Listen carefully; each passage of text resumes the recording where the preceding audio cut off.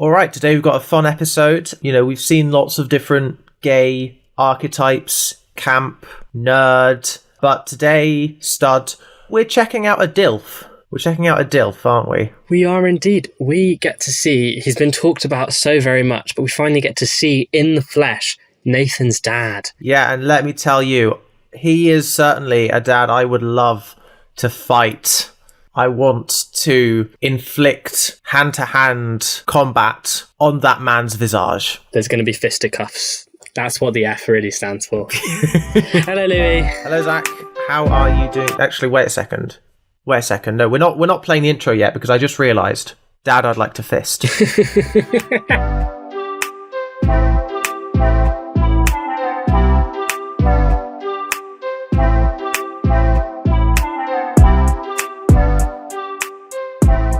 Hello and welcome back to Davis on Davis. This is a podcast where we cover all the TV written by Russell T Davies. And right now, we're 5 episodes into Queer as Folk. And we're now going to be reviewing the 6th episode today. This was released in 1999. So neither of us were alive when it came out. In fact, because it was early 1999, I wasn't even conceived. Oh, okay. That was a thought. If this TV show didn't exist, the slight butterfly effect ripples would mean that neither of us would exist either. I mean, that's a bit of a stretch. You don't know that for certain. Our parents would both probably have kids. It's just they would be very slightly different kids. No, that's true. Probably even with the same name. I've seen Richard Curtis's About Time. Oh yeah, that movie. I know how that works. I've subtitled that movie in my head, the most misogynistic movie marketed towards women. That's... Like, the universe it exists in, women have zero agency, but that's, like, cute. I see that. I mean, I heard of a guy who was obsessed with this film and would make every girl he ever dated watch this film with him. And that was his metric on whether or not a girl's response to that film was his metric of whether or not he would continue to date her. And now that you've said that, that says a lot about that whole scenario. Yeah. When you say that to me, it hits different. I'm like, what does a woman think about agency? Don't want them to be too enthusiastic there. No, exactly. Ooh. What if women could also time travel? Nope. Thought police. No. Not it's a good match. Only men. But you know, that could be reframed as like a horror movie, the way that like The Invisible Man was, where like the Invisible Man suit represents that men have so much power over women's lives, or can do, even when they're not physically there. I had not thought of either of those films in that way. Anyway, we need to stop discussing feminism because we need to get back to our show that's all about men and other men. Speaking of men, have you got up to anything interesting this week, Louis? I watched the new series of Big Boys. Oh, that's very on topic. Very heartfelt, although they keep intercutting it with, like, remember this meme from 2014? And then later in the series, remember this meme from 2015 to really shake it up, because that's how time progresses. Yeah, if you want to watch a show that's doing, like, 80s nostalgia, but for 10 years ago, check it out. That's very... Also, if you want a touching story about grief, but, you know, the memes stick in your head more because, well, they're memes. What about you? There's a silence here, Louis, where you can ask me if I've done anything exciting this week. I just did. I'm going to leave it in so that it's very clear to everyone that I did ask, what about you, before you... Did you? Yeah. I didn't. Maybe there was a technological error where that sound didn't hit my ears. So did you do anything, or were you just going to keep talking about other stuff? I did. I went to see the new Mean Girls movie, which I don't know if that's going to date this episode of when we recorded it. I mean, I said Big Boys, so, you know. I was going in with the lowest expectations possible because I'd seen Reels, because I don't have TikTok. I'd seen Reels. I'd seen that short form content basically absolutely slamming the adaptation of the songs, marketing. I've seen long form YouTube videos slamming the marketing, the fact that people refused to acknowledge that it was a musical. So I went in with the lowest expectations. I went to see it as a joke more than anything, and then it ended, and the first thing I said was, "Oh my god, that was actually really good." It was just a lot of fun, and I think if you go in with low expectations, it's not the next Mean Girls in the sense it's not going to be an enduring classic. But for what it was, like, it had some its camera work during the songs was really enjoyable, I thought. Yeah, that's nice. On the musical discourse, that was also happened with Wonka. Because this is the thing, is it's like a trend with multiple movies. Yes, and The Colour Purple. But with Wonka, the other Charlie and the Chocolate Factory adaptations are also musicals. Although my personal favourite, the Tim Burton version, what I love about that film is that all the songs are diegetic. No one is breaking into song because they're living in a musical where musical rules apply. It's people entering a space where the Oompa Loompas feel free to sing about what's going on, and they're sort of subjected to that. They're not whisked up away in it, and I just think that makes it even more camp, I guess. I know. I think musicals that attempt to really play with the genre of the musical and whether or not the songs are diegetic, like Moulin Rouge does that to an extreme. I love that concept. Anyway, let's get into episode 6 of Queer as Folk, Meet the Parents. I wonder what's going to happen here. We are probably going to meet some relatives of some people. In fact, all 3 main characters, this title applies to them. Even though we have... Oh, no, you're right. No, so this is the thing. So Cameron meets Vince's mum. Yes. Stuart meets Nathan's dad, and obviously Stuart meets his own parents. And we meet Stuart's parents, actually, I should say. Yes. Stuart has met his parents before. The viewer meets Stuart's parents. Exactly. Yeah. So scene 1, we open with exactly that happening. We're in some sort of... They're playing a song which goes like, horny, horny, horny, or something like that. But it sounds like Dance the Night Away by Dua Lipa. It's got that same sort of BPM. Because we are in sort of we're like in a Zumba class, but I checked, Zumba wasn't invented until 2001. So I think it's some kind of jazzercise. I don't know when jazzercise was invented. Okay, No, I think jazzercise was like 8, or at least it popped off in the 80s. Do you know what the word Zumba comes from? Well, it was invented by a Colombian man based on Colombian music, I believe. So it's got that it's got that Latin American flavour that jazzercise doesn't. It comes from similarity to the word rumba. Yeah. So, which is Cuban. Right. So we're in some sort of musical dance workout class with a load of middle-aged women. And then Stuart appears and talks to one of these women. Now, I originally, because the Channel 4 streaming service doesn't have titles, I wasn't clued into the fact that we were going to be meeting all these parents. So I originally, because, dealing with this like 420p camera quality from the late 90s, I thought it was Romy. And I thought, that's Romy. And I wrote down the word Romy, so proud of myself that I knew a name of a character. And it's actually not. It is, in fact, Stuart's mother in this class. And we know straight away, because when Stuart asks her, would you like a glass of orange juice? He says yes, with vodka. Yes. He's got to get it from somewhere. They pop out of the class and we hear from their dialogue that Stuart's dad has decided to file for divorce. And they talk very quickly. And it's a great bit of dialogue because you've sort of got this sort of plot movement with your father wants a divorce. I'm going to get a nice little flat in Hale. Hale being a very posh place in Cheshire where rich people go to live. There's a lot of Manchester United footballers who live in Hale. And in between all that, there's also her saying, where did you get that shirt? So is Hale like wag country? Prime wag country. You know the Real Housewives of Cheshire? I do now. For fans of the Real Housewives, the British version of the Real Housewives of Cheshire, some of them live in Hale, which is in Cheshire. Prime wag country indeed. Okay. So we get it's a lovely bit of dialogue.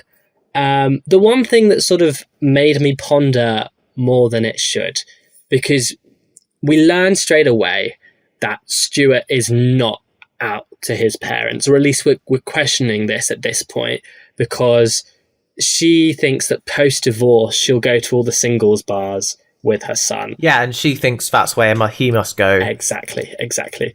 But it made me question, okay, conceptually, I know what a singles bar is, because obviously I also Googled it just to double check. It is, as Google would put it, a place where single people would go to find romantic or sexual partners. But actually, like, what is that? Is that just sort of this unspoken social rule of that's a really good bar to pick people up? Or did places advertise themselves as single bars? Because it's not an actual phenomenon that I'm familiar with in real life. I mean, I don't know. I'm not really familiar with it either. I'm just imagining a traffic light party for people who dress like Stuart. Who wear £80 shirts. Because she comments on how he's dressing, you know. Yeah, exactly. His shirt is expensive and all that. Yeah, and he's just so not. We get so many hints in this episode as just to how wealthy Stuart is. Like, I noticed for the very first time, in his apartment, he has a vending machine. He has an actual fully functioning vending machine in his living room. Did you notice that? No, I didn't. He has a vending machine with crisps in the background of his flat. How mad is that? That's sick. Wow. I find interesting that Stuart is proving to be very wealthy. You know, he's got money to spend. I find that interesting contrast to something like the ballroom scene, which was all about dressing up super stylish for not too much money, for actually very much flaunting your ability to, you know, look like you have a most stunning outfit and not have spent a lot of money on it because of like thrifting and stuff. And Stuart can just spend too much money on a shirt, you know. It saves time, I guess. So we also find out what Vince is up to in this episode, and he is at work in the supermarket, and his colleague Rosalie. See, I'm on it with these names now. I know who everyone is now. Rosalie, she's bloody persistent. She is asking questions about Vince's new girlfriend, and I'm doing air quotes with my fingers. She's asking question after question. You know, what's she like? Are you still with her? And he is so disinterested, and he just says, Rosalie, I'm with a customer. No, yeah, he's letting her catch strays for being too interested in his life. It's a bit cruel, but also you're thinking, what else can he do when he's trapped in that closet? He's in bloody Narnia right now. He's in Narnia, but in plain sight. That's right. It's more like a fantasy world where the fantasy gets overlaid over the top of our existing world. It's like he has these special goggles that he can see the fantasy world. Yeah. Okay, well, I'm leaning far too into it now. Giggles. Oh, that's good. That's good. That's going on the social media. Okay, he's got the glasses from They Live. Yes, he's got the glasses from They Live, where you put them on and all the billboards turn into the word obey, but instead it said all the billboards turn into so gay. So wow, I didn't get that cultural reference, but thank you. I believe it's a David Cronenberg movie. Oh, okay. That explains those. Yeah, They Live. No, John Carpenter. It's easy to get them mixed up because obviously John Carpenter did the Thing. Like Angela Bassett. Sorry. This is all leading up to the fact that when Vince turns around 180 degrees after saying to Rosalie, I'm with a customer, Cameron is right there. And they talk about club card points and what benefits you can get. And naturally, one of the benefits is a good fuck in your car. They do really good delivery. This is the bit that made me think that when I mentioned last episode that Vince works at a Tesco because they're talking about club cards, but it could just be a club card. Well, yes, that's the thing is club card trademarked, or does this confirm it's a Tesco? Exactly. The club card was introduced in 1995. It was a thing, whether or not they were so synonymous. And then, in the midst of this conversation, this made me laugh unbelievably, but Stuart's assistant is there with the phone, giving it to Vince. Like, this woman is everywhere. What kind of salary is she on? She can just magic herself into all these places, wherever Vince is, to get him on the phone. Yes. She's some kind of wizard. She makes it very clear that Stuart didn't buy it. She doesn't want to be doing Stuart too much of a favour, so she's like, he didn't buy it, it's on insurance if he tells you he bought you a new phone. And Stuart's on the phone.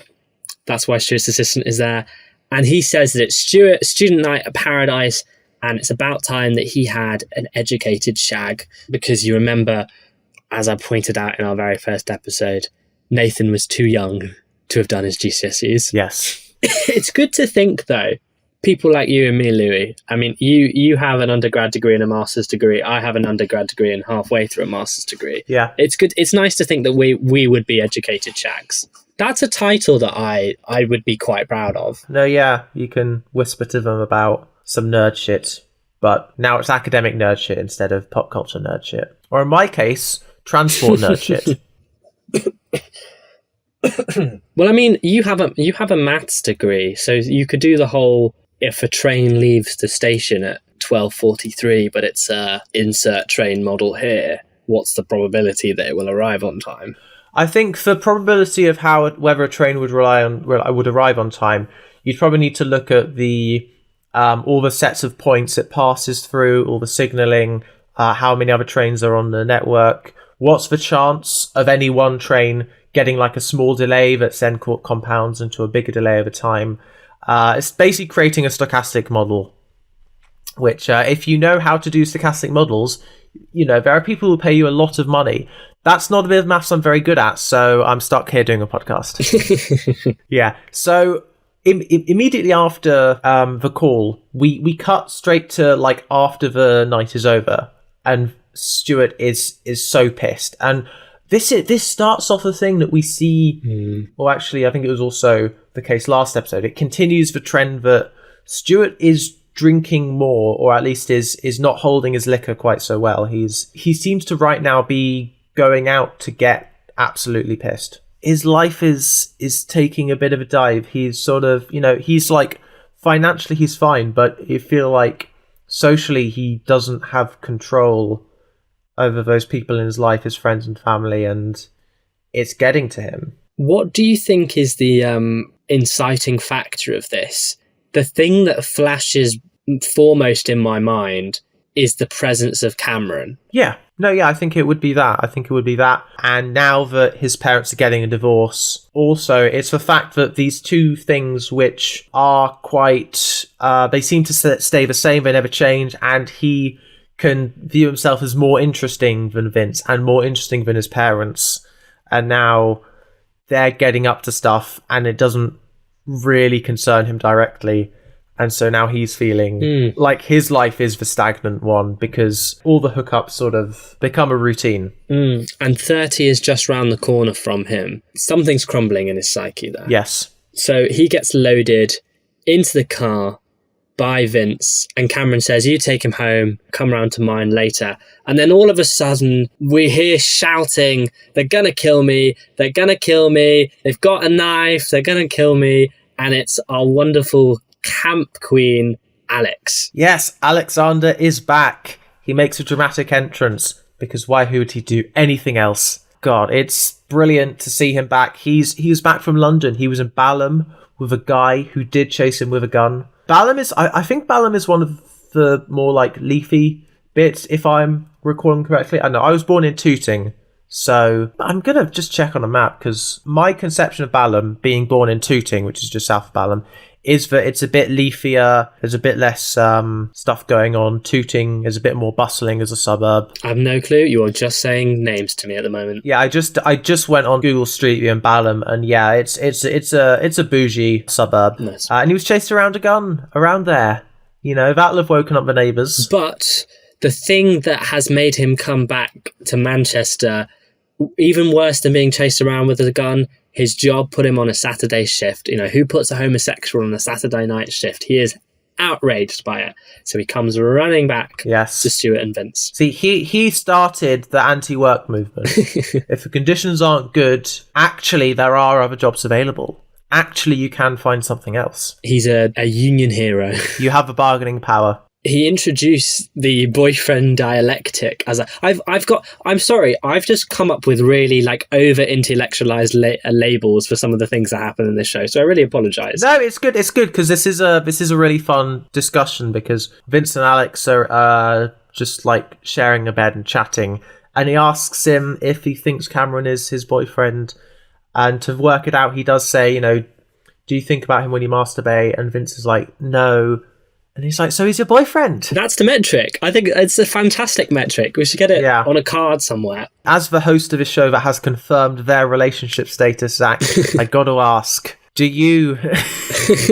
Oh, God, I don't even want to do it as a bit. No, it feels weird. It's funny. You did it enough. I wasn't going to answer. What's funny to me is this image of Vince and Alex just sitting up in bed like they're at a sleepover. It's not even, he doesn't even sort of offer the couch or anything. It's like, no, they both will sleep in a double bed together. I don't know why that was so funny to me. Like there aren't these weird boundaries of like sleeping, because when you stay over at someone's house, you generally don't share a bed unless you're going on holiday or you're going to a party and space is limited. And you're like, okay, well I'll sleep in a double bed with this person. I don't know. Am I weird for that? I don't think you're weird for that, but I think maybe the world is weird for that. Maybe, yeah. It's just nice that something that we saw in episode 1, this community of friends who aren't weird around each other with things like that. So now, next day, Stuart, he's going to talk to his dad now. He's heard about the divorce from his mum. Now it's time to hear it from his dad. It is a classic bit of men having difficulty communicating because they need to be doing something with their hands while they chat, to occupy themselves. And in this case, it is gardening. And because of Stuart's designer clothes, his dad is like, can you garden in those, Stuart is like, yeah, I guess I can. And we find out from that moment from Stuart and his sister Marie that he is 100% not out with his parents, which for me, it's episode 6 and we are sort of seeing a whole other side to Stuart here. Yeah.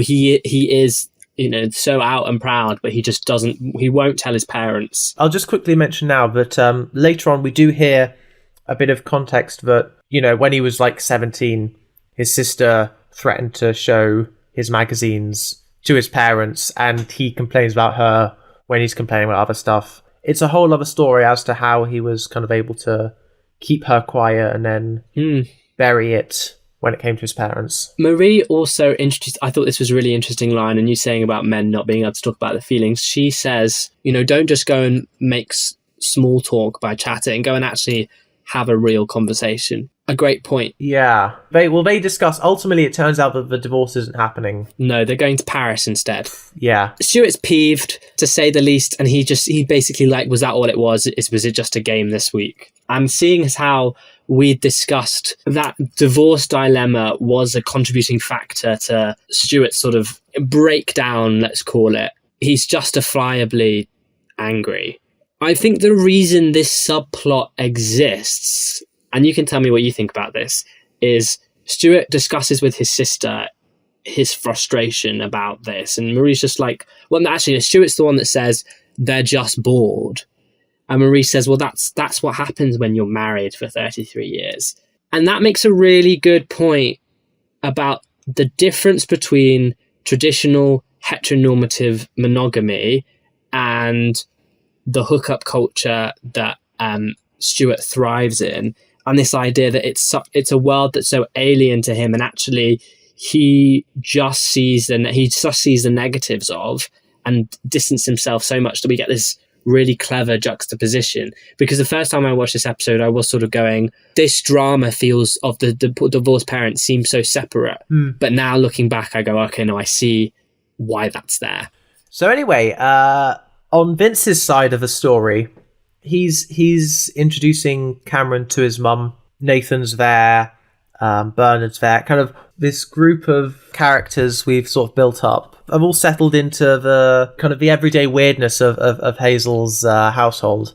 And in this case, it's loading or unloading a van. Oh, I'll tell you what it is. We finally see the fruits of Bernie's Christmas cracker business, and he is loading the completed crackers onto a van to be sold and taken away. Because I forgot to mention it the last time we saw the Christmas crackers, but we brought it up the first time we see it. This is my favourite arc in the show so far, that we get to see Bernie's business. And there's just something joyous about the fact that you get this whole community loading up the van. Oh, it's just...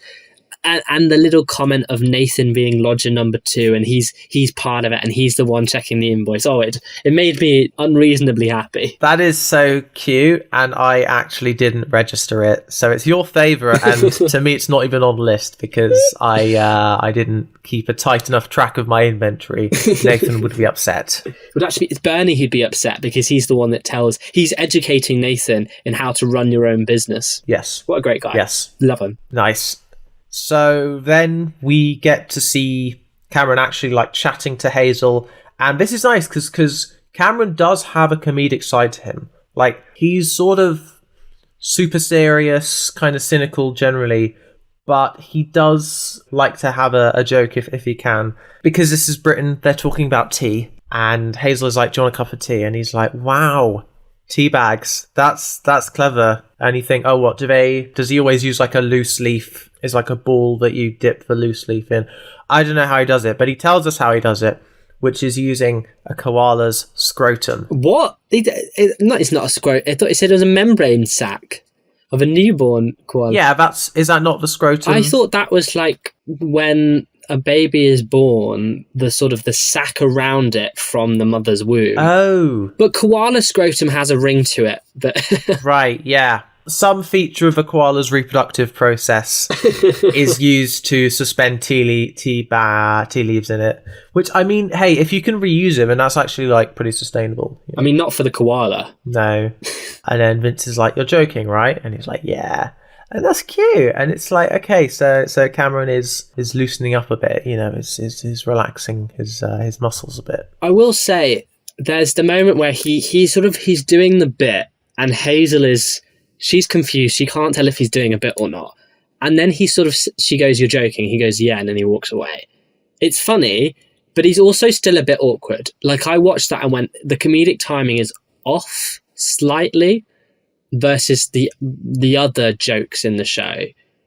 And I was like, it still feels on purpose. Like, he is a fun guy. Well, because it's a diegetic joke, isn't it? Yeah, exactly. But it's still, I feel like he's still a little bit awkward. I don't know. He's not. I don't know. I mean, it is still fun. Hazel's such a banterous character. Banterous? Is that a word? Banterful character. And so she does hit it off with Cameron, which is nice to see. But Cameron doesn't hit it off with one particular character, does he? Nathan. Because Nathan, I mean, I said last time that I don't hate Nathan. And I don't hate him with a passion all that much anymore. But he still is a bit cocky. He's the one to tell Cameron that he's the first boyfriend, which, on the one hand, that is a fact. Cameron does ask if Hazel is like this with all of Vince's boyfriends. But, you know, he does get a bit of joy out of delivering that information, out of being the one to tell him. But Vince claims that he's had loads of boyfriends. He's had Simon, Darren, and Dominic. And obviously Hazel comes up with reasons as to why they didn't count. So it's up to us whether or not we think that Cameron is his first boyfriend, but I think Mama knows best. Yes, and the fact that Stuart's losing his grip on his sanity would also imply that yes, he is the first boyfriend. If Stuart's falling off this bad, then this is some unprecedented circumstance. So after this, Vince and Cameron decide to take Nathan and Alex shopping. Are they getting something specific or just, you know, getting out of the house? They mention some things, but they've got loads of bags, which seems they're on a big shopping trip. And it's nice to see that Nathan has integrated as one of the squad. He doesn't feel out of place anymore. Yeah. Because I remember a couple of episodes ago, you mentioned, you were like, when I talk about the gang, I do not include Nathan. But actually watching this scene, you're like, oh no, he's part of the gang. Yeah. Also because I think now the gang is being seen in so many contexts outside of Canal Street. Mm. And that wasn't the case earlier on. And so now, you know, Nathan can be in the gang that goes shopping. Nathan can be in the gang that loads the van. In Canal Street, Nathan is still generally with Donna and Daniel. His two Ds. But he's always in the same place. He's always there, and you know, even we'll see Hazel with Nathan's mum. So you know, this is where everyone crosses paths in their little groups. But you know, in the daytime, yeah, why can't Nathan go shopping? Then we get, I think, one of the best moments in the entire show, just in terms of the performance, I'll say. Two people are walking, you know, in this kind of outdoor shopping mall where they are. They're going somewhere, but, you know, they sort of eventually are walking past the bench. And the whole time that we see them, Alex is shouting out to them. And as they get closer, they don't acknowledge him. As they move past, they don't acknowledge him. As they get further away afterwards, they don't acknowledge him. And we're like, what the hell is going on here? Because it's such a shift in Alex's mood, in Alex's emotion. And when I said that Alex is amazing as a comedic character and amazing as a more fleshed out character, this is where, in this space of a minute, suddenly he gets fleshed out and it feels so natural and seamless, and not they're suddenly tacking on some emotional backstory, because the part of him that's sarcastic and joking around with people is the same part of him that gets pissed off at things. And he's really pissed that these people have not acknowledged him, because it turns out they're his parents. And it's written and directed really well, because you've got him... Vince is telling a story about his mum and her buying something and it going wrong.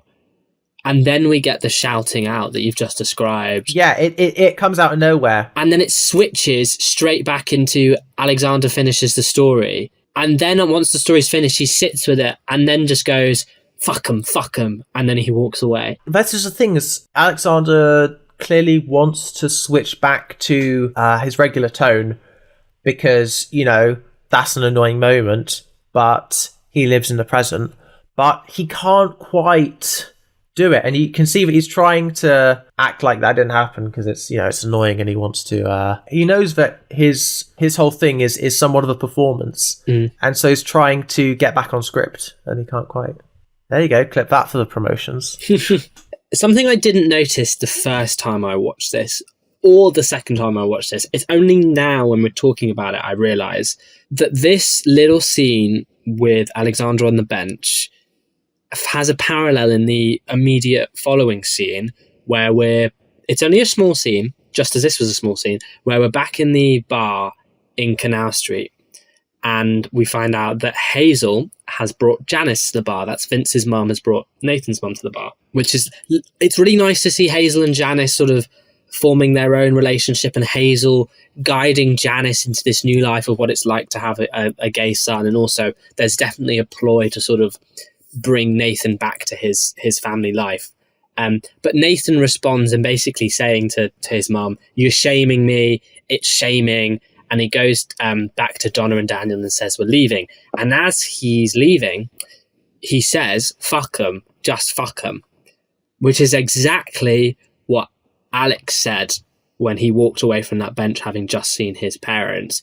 And I think this is back in Nathan's psyche of he wants to have the sob story. Yeah. He wants to have the parents that hate him, and he doesn't, but he keeps framing reality in such a way. I didn't even spot that. You're very good at this, Zach, I gotta say. I should have a podcast. Oh, wait! Yeah. I genuinely... No, that is... I've so only true, because just noticed that, seeing my notes written next to each other. Didn't even pick up on it, because I remember thinking the scenes in this show generally are quite long, and a lot of things happen in them. And this episode has these much smaller scenes where fewer things happen. And I sat there thinking, why do we actually have these scenes? And I think that's why we have these scenes next to each other. So yeah, next day, Nathan is getting bullied at school because they found out that he did run away from his mum's house, and they're basically saying, "Oh, is it because your mum's been sleeping around?" You know, they're like, "Is that why you ran away? Because your mum is a hoe?" You know. And we get a classic "I slept with your mother" joke. Yes, exactly. No, exactly. It's perfectly sets up a, by the way, I was one of the men. You know. Yeah. A lot of people can't write teenagers. But that is exactly how teenagers speak. No, that is just what it's about. You just have people treating other people's mums as trophies. That's the teenage psyche. That's the straight teenage psyche. But then also the gay adult psyche, we also put mothers on pedestals. So in a way, we also treat them as trophies. Yeah. But in a very different way. So once again, Nathan's bloody guardian angel, it seems, shows up. Stuart's here, because of course he is. Not even sure why he's here this time, but, you know, he gets to rescue Nathan. He's picking Nathan up from school, and why is he picking Nathan up from school? I do not understand the logic behind that. That's my qualm. Look, Alfred is a lost cause, so he's going to try blank slate with Nathan. But it's not. Is it a blank? It's not a blank slate at all, is it? And also, it's like, I can't be bothered with the baby stage, the toddler stage, the child stage. Let's just go straight in at 15. Yeah, let's just go where you can kind of be their friend, but you kind of give them advice, and you also kind of have control over them. It's perfect. And you can also sleep with them, even though it's not technically legal. Is that foreshadowing? Maybe. Well, yeah, because immediately when Nathan is in the car, it turns out that Stuart is taking him home. No, I think the reason he's picking Nathan up is because he's the only person who could convince Nathan to go along with this, you know, because if Vince picked him up and said, I'm taking you home, they would not get to Nathan's house, simple as. Only Vince can just about convince him to try. Yeah, only Stuart, you mean? Stuart, yes. Yeah, Nathan can walk all over Vince. Cameron can stand up against him, but only sort of to support Vince, because Vince gets walked all over. What I'm quite upset, I mean, I like the fact that Stuart's trying to fix things with Nathan. Nathan does mention that Hazel has this like special pizza recipe, and he doesn't get to like say what it is, and I really want to know what Hazel's special pizza recipe is. I'm guessing that it uses regular bread, or not like a loaf of bread, but like it uses some kind of already existing bread that's circular, right? Or even like a ciabatta. That's my first guess for her secret pizza recipe. And then I'm going to guess that some of the toppings are maybe a bit British, a bit Northern cuisine, you know? I'm trying to think of a funny example of a typical Northern cuisine topping, but... yeah, you would have to be the one to do that, yeah. I don't know, like, she puts a jacket potato on her pizza. Do you eat herring in the North? I've never had herring. They probably do, though. I'm literally just going off of what I know Northern countries eat, you know. Northern countries? Well, yeah, you're on the North Sea. You've got the same access to the ocean as Norway, so why not have some herring? So whilst they're in the car, Stuart tells Nathan part of the reason he's bringing Nathan back to his house is he basically says, you don't know how lucky you are to have parents that you can go and just watch telly with. And I do think there's something of Stuart's psyche in the fact that he is slightly uncomfortable. Because he did notice what happened last night. Mm-hmm. He's made some messes and he wants to clean at least one of them up. Yeah. He wants someone to succeed where he has failed with the relationship with his parents. Yeah, because you've got like the sort of absent relationship that Stuart has with his parents. Then you've got the actively negative and quite tragic relationship Alex has with his parents. And then you've got the somewhat farcical relationship Vince has with his mum, where it's like, okay, maybe she's a bit too enthusiastic, but, you know, we'll allow it. And Nathan's relationship with his parents is still malleable. It is at the moment. So he wants to set it down the right path. Nathan's response to basically being told that he doesn't know how lucky he is rather deserving of a slap, because he puts on his cheeky smirk and says, if I do, can I have another shag? And it's like, what right person in their right mind thinks, ooh, watching telly with my parents, that makes me think of having sex with this man I fancy. I think being in a car with a man you fancy makes you think of having sex with him, and everything else is an accessory to that. Probably. He's probably not even listening to anything he's being told. You know, I gotta say, considering that the arc of this podcast now is supposed to be you convincing me Nathan's alright, actually, I don't know how well we're doing with that right now. But I don't know, maybe this next scene will change the tables a bit. I mean, I wax and I wane with Nathan. I wax and I wane. Okay.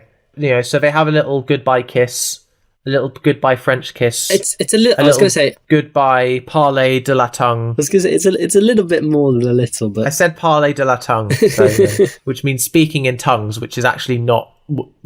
That would make church more exciting. I am aware that not all churches do speaking in tongues, but some do, so the joke works. And as they're kissing and still kissing, you get a shot through the back window of something blurry getting bigger, and it turns out that's a car moving towards them, and Stuart's car gets rammed. Bang! By what is currently some random bloke, but very quickly turns out that is Nathan's dad, and he's come back to the house. Which is what, because Nathan's dad was not there the whole time, right? Like, Nathan was living in a single mum environment. Well, we don't. I mean, I thought about this. I presumed. Oh God, now I'm questioning it too. Yeah. I presume we only ever see her, but I think it's just, you know, the dad might be away at work. There's no. Yeah, it's just exactly the dad's just kind of long hours, not that concerned about what's going on with his kids until it's something he doesn't like. Maybe let's say. Welcome to the scene, Nathan's dad. You are now in front of a camera. You have now been casted. You are now played by an actor. You know, you weren't before. He is our DILF because he causes a massive commotion. screaming at Stuart. He's only 15 years old. Yeah. And there's a whole scene. Then Janice comes out and is like, oh, calm down. He tells her to get back in the house. The little sister appears, who we've only ever briefly seen once at the dinner table. She's a bit iconic. Yeah, because she picks up a bit of car that's fallen off. And she's like, have you seen the car? What's Nathan done? And it's like, you know what? She's going to grow up to smash the glass ceiling in the mechanic industry. Good for her. What's really funny is, so Nathan has a very distinctive Mancunian accent that Nathan's sister also has, but neither of the parents really have the same kind of strong accent, I found. Okay, I just want to say, neither of my parents sound like me, but I was born in South London and have lived in Brighton since the age of 3. So that's why I sound like this, so I can believe this. Yeah, no. You are right. I just find it so fascinating that it hadn't occurred to me until Nathan's little sister has her speaking role, and she sounds just like Nathan. It's kind of, she's my everything. I want to know where she is now, 25 years later. Yes, because she is older than us in that she exists. So after this, Nathan threatens, basically, well, not Nathan, Stuart threatens to call the police. He gets back in his car, starts driving away, but then reverses. Nathan runs into the car and the pair drive away whilst Nathan's dad is stood in the street holding a bit of the Jeep. And we go to an ad. Yeah, this is an interesting moment for Stuart because he could have kept driving. He could have been like, this is not my problem. I've probably messed this situation up enough. But I believe in an interventionist Stuart, you know? When we return from the ad break, we now hear this story recounted back in the bar. And we were talking before about how in Canal Street, Nathan isn't a part of the gang. But I have here in my notes that he appears to be part of the gang. He sat at the table with everyone else, and him and Stuart are retelling the story together. Yes. See, Stuart and his dad just need to have more exciting stories to recall collectively, you know. And that violent father Nathan lied about a couple of episodes ago, Vince points out that he's now actually he has manifested. That's what I had in my notes too. No, literally, it's literally manifestation. It's literally saying something until it becomes true without doing much to make it happen. Yeah, I can't wait for his Rent Boy arc to appear then. Yes, I mean, I don't want to spoil what happens at the end of the series between series 1 and series 2, but we'll see if that also comes to fruition. Oh gosh, now I'm scared. Maybe I need to go back to hating Nathan. Anyway, someone who also, speaking of hating Nathan, Cameron's at the table as part of the gang. Yes, Cameron is here, and he is not impressed with their story. He doesn't like the trivialization of serious emotional drama that Russell T Davies has written for us, you know? He's a massive RTD fan. He thinks we should treat these texts as serious holy books. Yeah. What's very interesting is at the beginning of our very first episode of the podcast, we had a lengthy conversation about Nathan as a 15-year-old and the inclusion of a minor in this space, in this very adult space. And we sort of have gotten so used to it that we don't bring it up anymore. We have become so used to it, like everyone else. And Cameron is the one person who's new to the scene, and he is reminding us of those issues that we discussed right at the beginning. And he is that voice of reason and rationality being like, Stuart, don't forget this is all your fault. Yes. And you only care about a good story. Although, to be fair, Nathan's dad also says something along those lines, so, you know. Yes, of course he does. Of course. And then Romy calls Stuart to tell him some big news. He's like, why are you calling me? Can this wait? And she's like, no, it can't wait, because I'm getting married. Yes, it turns out she's getting married to Lance so that he can stay in the country, despite the fact that she's lesbian. She has a partner as a lesbian. That'll come up in later episodes. And Stuart is visibly upset. Also, something I've noticed that basically now in the show, so early in the series, the time jumps were not super noticeable. You know, you'd cut to a different scene and you'd cut back and time would have passed. But now we're cutting once he hears that she's getting married, we cut to him at the door. You know, we cut directly across that time instead of cutting to another character story and then getting back to Stuart at Romy's door. Mm-hmm. I think that's interesting. I think it possibly comes out of necessity because now the series is very much about the progression of these characters and not just about what they're doing tonight or them having sort of awkward interactions with people they'll never see again. Mm-hmm.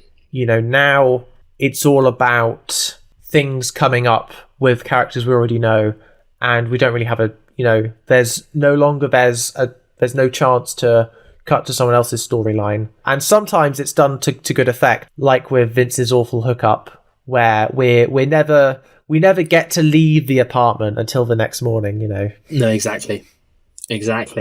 Another thing that I really like about this scene is you mentioned Romy's partner, and we have joked a lot in previous episodes about how the lesbians in this show are nowhere near as fleshed out as the gay men are.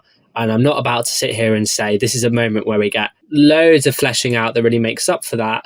But I do enjoy the role that Romy's partner plays in this scene and the conversation she has with Cameron whilst Stuart and Vince are finding out about Romy and Lance's marriage. And this scene is absolute genius, where she thinks that Cameron is Stuart's flavour of the week. And she says, oh, you'll be long gone, but Vince will always still be there. And then it clicks with her that he's not Stuart's flavour of the week. He's actually Vince's boyfriend.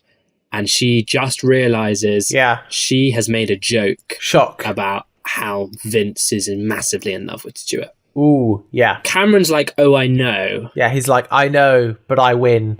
It's like, oh God, there's a story I heard of someone who was on a plane, some wife of, I don't know, some famous Italian guy or whatever, and the air hostess comes up and says, you know, he's sleeping with me. And she says, yeah, but you know, he comes back to mine every night.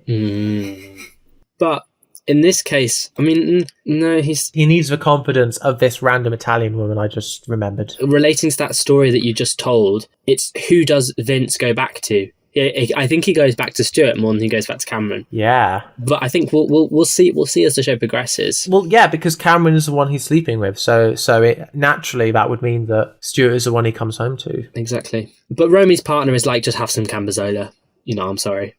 Sorry for your troubles. Eat some cheese. A cheese board can diffuse most tensions, most tense situations. I'm not going to say all, because then some will try and find a counterexample, but I'm definitely going to say most. It's just this tiny, tiny detail of they then have like champagne or Prosecco, whatever it is, like it's an actual engagement party. And Stuart's just sort of stood there staring off into the distance holding Alfred. And it's clearly like, I'm leaving. I'm yeeting. I'm getting out of here. And he goes home with Alfred. Yeah, he takes Alfred home. He's babysitting Alfred. His dad shows up at his flat, so he has to say that, oh well, this is Romy's baby, you know, and I'm just looking after him because of cigarette smoke and all that. Yeah, the party. Exactly. Like, he can't tell his dad that he's a granddad.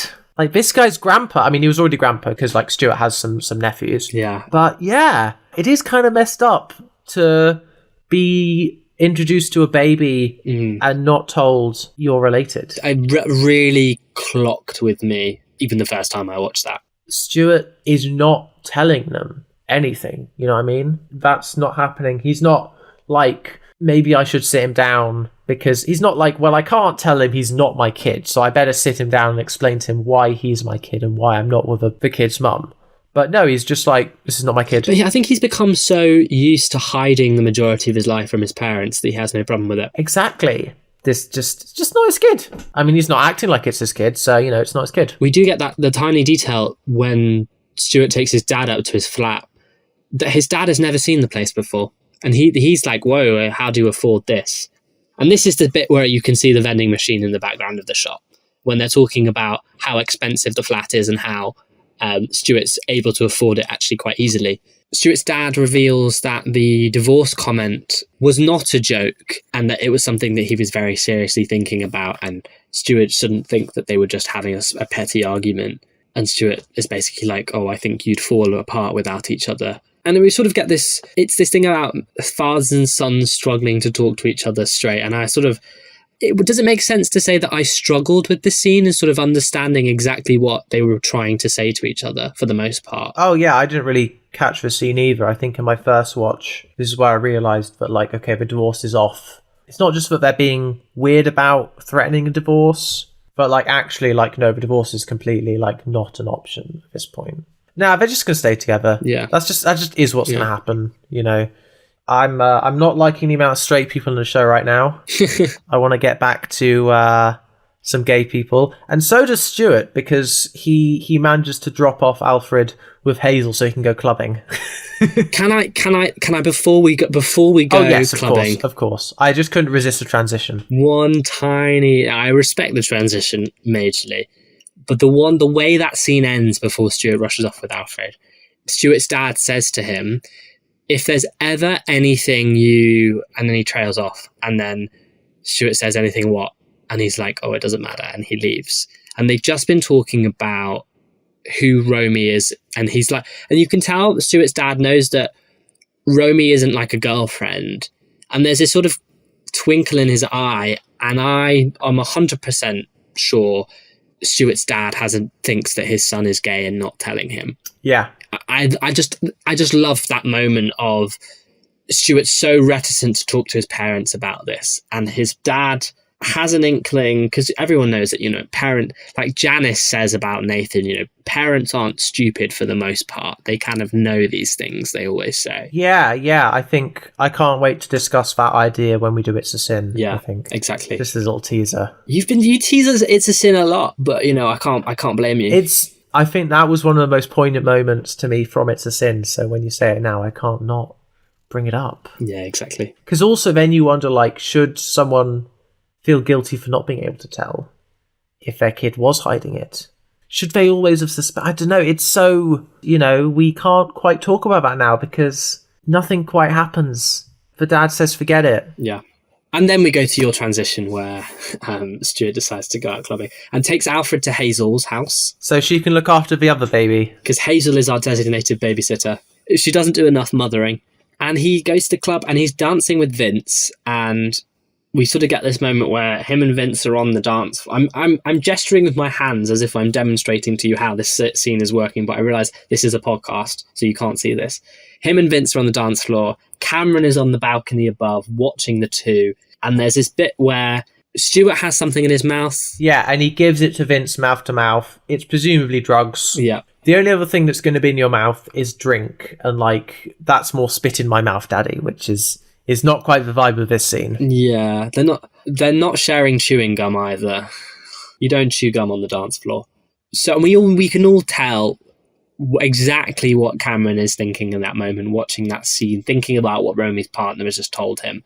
And so he goes off to a much quieter place in the bar and just sort of sits there drinking something on the rocks, I think, when Stuart arrives. Yeah. And sits down next to him. And they discuss Stuart's, and I put in air quotes, family. Before they discuss the family, I do think this is an important thing for Stuart's character, because he says, what are we going to do? And you can tell that Cameron's heart starts fluttering. He's like, oh, are we about to beef? And then Stuart goes, because Vince's birthday is coming up. And then obviously there's and breathe. Yes, of course. It's kind of like, that's definitely on purpose. Yeah, it's Stuart toying with Cameron, and then also being able to slip into the fact that, like, hey, it's his birthday. I know when his birthday is. I'm the guy in his life who plans his birthday party. Yes, exactly. Although he's sort of offering to share that responsibility with Cameron, but it's still a power play. Well, yeah, exactly. Yeah. In the episode after this, not a major spoiler, but, the party is at Stuart's flat because, come on, it's a massive flat. Yes, exactly. Then Cameron's response to Vince's birthday is to say, it depends if I'm still here, which is Cameron is still, his guard is very much up and he's very pointed with Stuart. And so what does he say to Stuart? Louis, take it away. Stuart sort of surrounds himself with all these people so that he can have a bit of a weird family. Cameron calls it a make-believe family. He says you've got a make-believe family and you even had a baby to finish it off. And what's really interesting about this to me is we spend so much time now in the 21st century talking about queer found families and how queer people are drawn to each other, and we sort of build our own found families.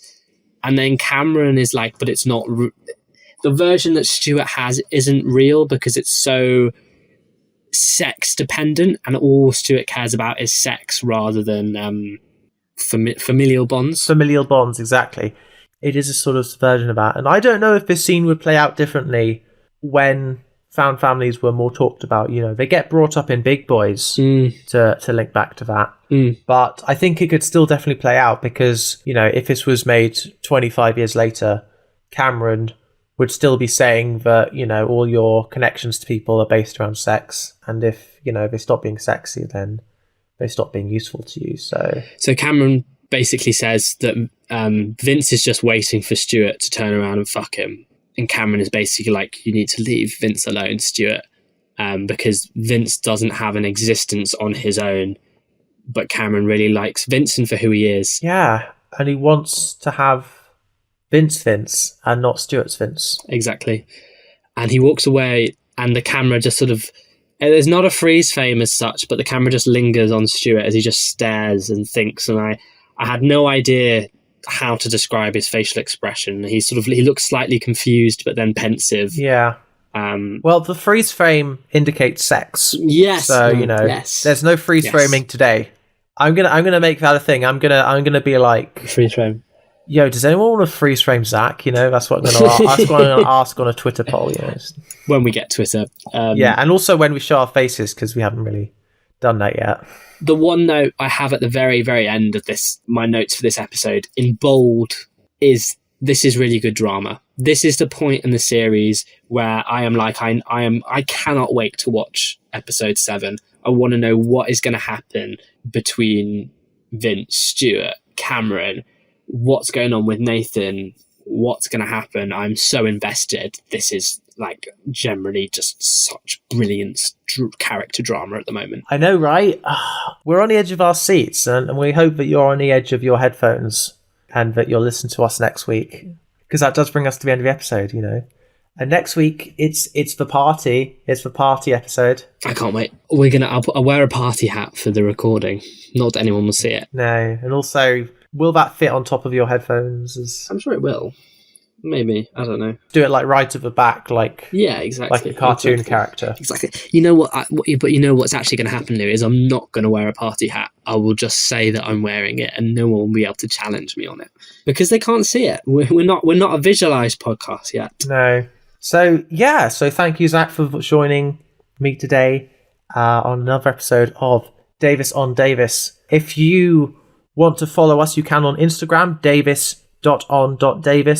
Also, I realised that because we've been making little videos to promote our stuff, we should probably get a TikTok. So that'll probably be something like Davis on Davis. Yeah, you can tell it's our first podcast. We haven't the social media strategy. We didn't even think about TikTok. Come on. When you're listening to the podcast, you're like, the quality of this podcast is so high. These guys must have made so many before. And then you get to the end and realise that we are floundering. We are fighting for our lives. And also, if you want to follow me, then on Instagram, I'm Louis on air.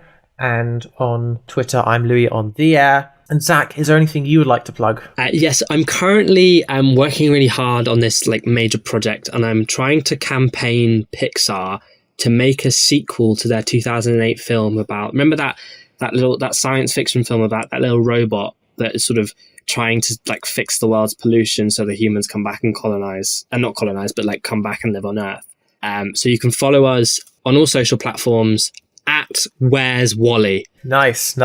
And finally, remember to always practice freeze framing safely. Don't do it in the road because, you know, the cars might not freeze frame. So. Right. Bye-bye. Bye.